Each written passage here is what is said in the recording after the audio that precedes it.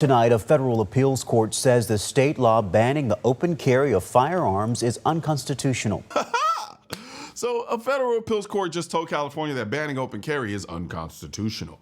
I know that sentence sounds fake, kind of like a unicorn riding a bald eagle while reciting the Bill of Rights, but apparently miracles do still happen in federal court because California has been treating the Second Amendment like it's a free trial that expired in 2007.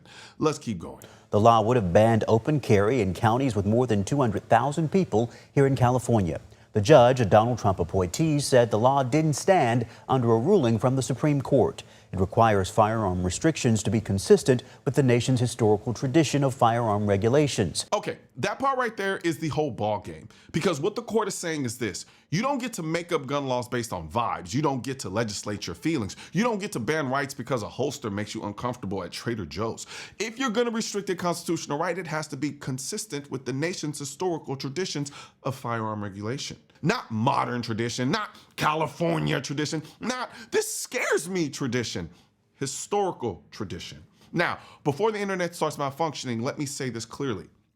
I don't open carry. I don't plan to open carry. It's not my thing.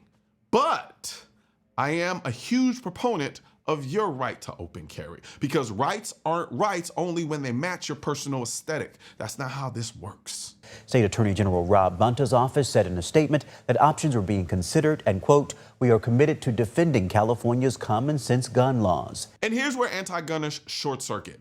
If you are truly afraid of guns everywhere, you should logically be more afraid of concealed carry than open carry. Because concealed carry means you don't see it. Open carry means you can literally see it, avoid it, leave, and remove yourself from the situation. But people who oppose open carry don't actually want to be safe. They want to feel safe.